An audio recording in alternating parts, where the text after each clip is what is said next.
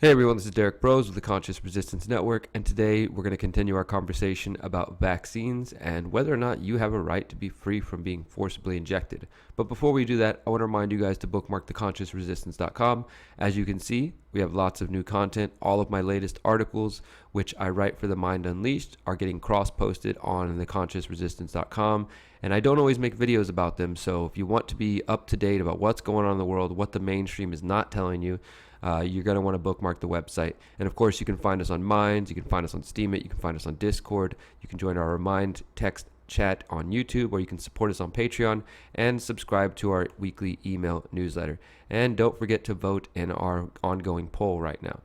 So let's get right into this. You guys have heard me talk recently in the last couple weeks. New York City has enforced a mandatory vaccination policy, specifically in the Williamsburg borough in Brooklyn, due to the alleged spread of measles. Now, why do I say alleged? Now, it's obvious, it's clear, I think it's a conclusive fact that there are cases of measles that have been found in New York and Washington and Oregon and Texas and some other places.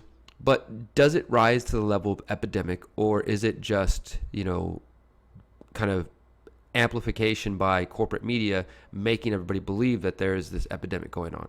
I think that's something that we need to ask, and question and take apart as well. But what we're going to focus on today is the fact that New York City law that I just mentioned has now been challenged in court. And wouldn't you know it, a judge actually rejected a challenge to the New York City measles vaccination order. And for those of us who care about choice, sovereignty, self-ownership, freedom, and who have questions about vaccines, I think that this is definitely a bad look for the future, and it might be something that we see happening similarly in other cities and states and across the country as we see more mandatory vaccination orders take place, because I believe we will. So according to Courthouse News, a Brooklyn judge on Thursday swiftly tossed a lawsuit filed by, quote, anti-vaxxers. You guys know I don't use that term because right away there's negative connotations, by individuals who question vaccines, who objected to an emergency vaccination order in the midst of a measles outbreak that has sickened hundreds in New York City. Now, this is an interesting angle that the judge took in this 7-page ruling, which I will show you guys. Judge Lawrence Neipel says a fireman need not obtain the informed consent of the owner before extinguishing a house fire. Vaccination is known to extinguish the fire of contagion. So the argument there is that if you have a fire going on and the word spreads, the fireman's going to come and put out the fire in your house. They don't need to come ask you, hey, can we put out the fire? They're just going to do it because that's their job, right? And the judge is arguing, well, if we have an emergency in the form of a measles outbreak or some sort of similar epidemic, we don't need your consent to put out that fire of contagion of disease, right? Which is a very, I think, a deceptive argument to make. I'm not buying it, but we'll read a little further before we dissect that. The order dismissed the case brought by 5 anonymous parents. So 5 anonymous parents, my guess they were anonymous because they recognized that they face a lot of scrutiny and pushback for questioning vaccines. They were represented by Manhattan attorney Robert J. Krakow, who you can see in this picture right here, filed their lawsuit Monday in Brooklyn Supreme Court. So they filed on Monday. It's thrown out by the Supreme Court by Thursday, pretty quickly here, claiming that the city's measures are extraordinary and unwarranted. The vaccination order carries a possible $1,000 fine for noncompliance, and the city has already shut down several schools for lack of cooperation. So if your kid's school does not participate, we'll just shut it down. You don't participate, you don't believe in it, we're just going to fine you $1,000. Now let's keep going. What does it say? It says the parties appeared in court on Thursday for oral arguments, and the judge's order came hours later.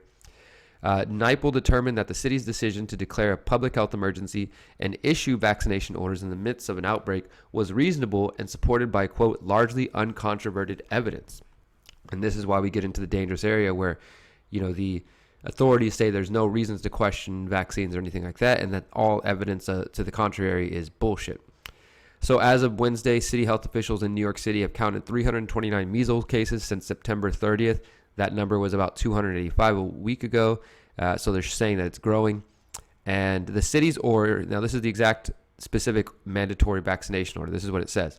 The city's order requires people who live or work in 4 Brooklyn zip codes, so just 4 areas of Brooklyn, to receive measles, mumps, and rubella the MMR vaccine, which is the one that many parents question whether it has connections to autism or to just other, to seizures and to fevers and things like that, which is proven that you can get seizures, that you can get fevers. Now, not every child gets autism, but that's where the controversy comes in. Vaccines, so you have to get the MMR vaccine if they cannot show proof of immunity or provide medical exemptions. New York's outbreak has been concentrated overwhelmingly in a close-knit Orthodox Jewish community. The New York City Board of Health voted unanimously Wednesday to extend the vaccination order, so they're going to extend it even further. Now, who knows how long this emergency could go on? Knowing how government bodies and bureaucracies operate, we know that they often, send out emergency orders, and the people are subject to them for as long as they want, right? I mean, they'll later decide, okay, you guys can stop vaccinating now, but I mean, that's totally up to them. The unvarnished truth is that these diagnoses represent the most significant spike in incidences of measles in the United States, said the judge. It has already begun to spread to remote locations. So the attorney representing the family said Thursday morning that a less restrictive remedy for those who don't want to vaccinate was necessary, such as quarantine. And the city's attorney objected to the suggestion, saying that measles measures would not be effective for measles because the virus boasts a 7 to 21 day incubation period and can be contagious for up to 4 days before a rash appears. So the city's saying, no, that's not going to be good enough. We have to force vaccinate everybody. And because the lawyer didn't provide specifics for what this alternative would be, the judge said the anonymous parents had not proven that the vaccination order was arbitrary or capricious as they claimed. So, you can read more of these details and go on and on. But what I want to focus on here is that, guys, you have to understand that.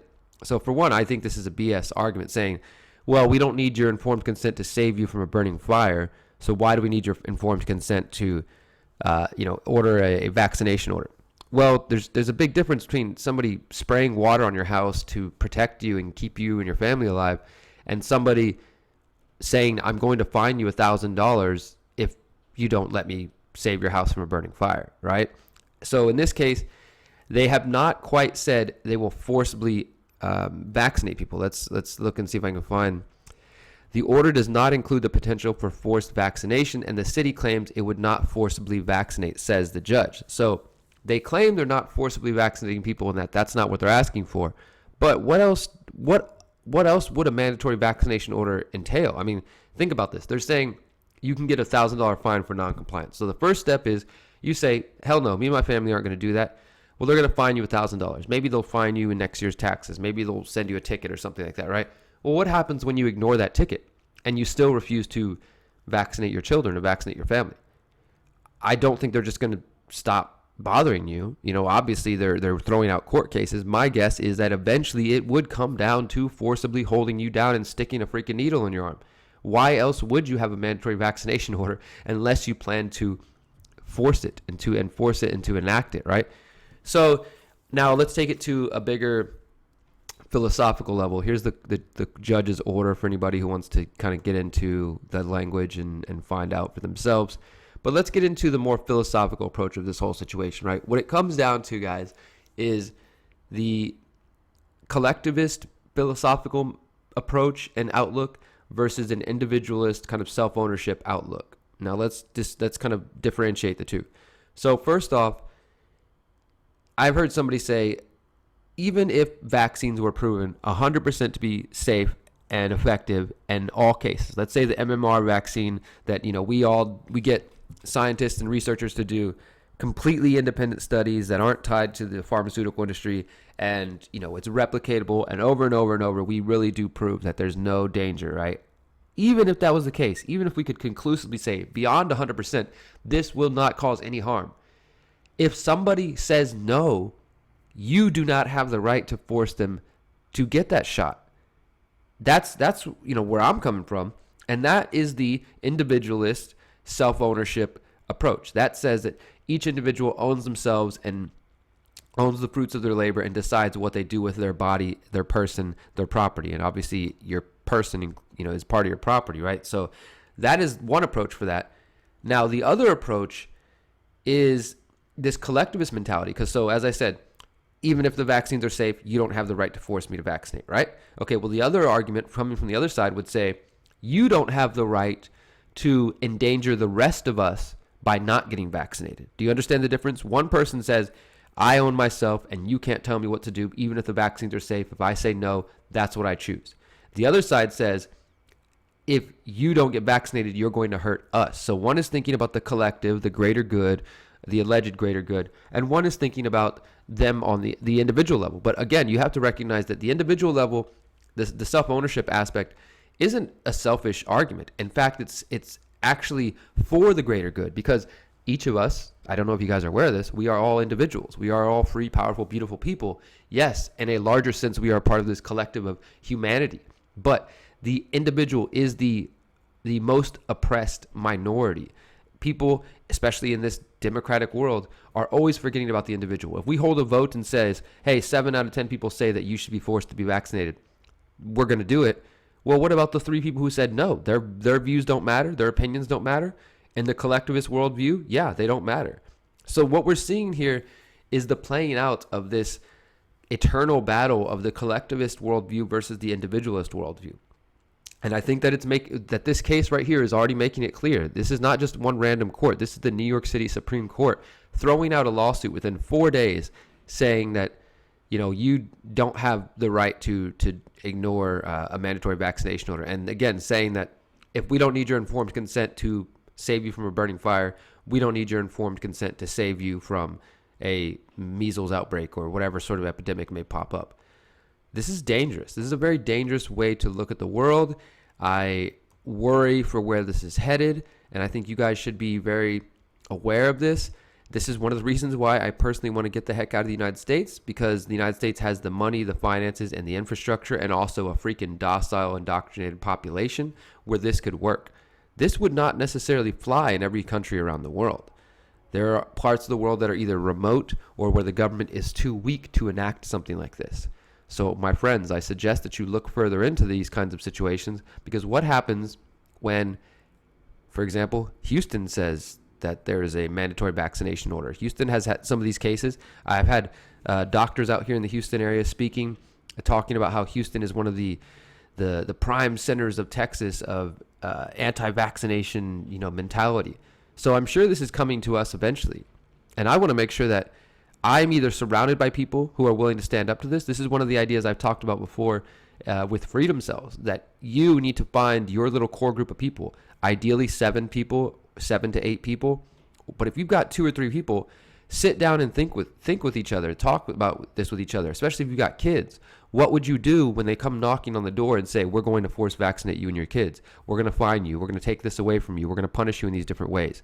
Do you have a core group of people that you can count on that are willing to stand up? Are your neighbors going to stand up? Are your neighbors going to just see you as the enemy? Are your neighbors going to participate and force vaccinating you? Are your neighbors going to endorse the idea that you should be fined, that you should be punished? If so, and you can't move, then I think that you should start building community. You should start having dialogue and having conversation and thinking about how you're going to handle the situation. Because I believe we are going to see more and more of this as we move forward. We're going to see this tested in different courts. Some states might actually push back. There is a law being considered here in Texas that would totally deny this sort of thing that you're seeing in New York, right? So there are some parts of the country that might resist this, but we need to be aware of that. We can't rely on the law and the state to defend us. We have to think of how we're going to defend ourselves and our families. And if you've never thought about that, which could be kind of scary, you need to start doing so. Again, check out our Freedom Cells playlist. You can see my videos I've done on how to organize against violent cops, but it applies not only to violent cops, but to IRS agents, to CPS agents, to agents of the state in general.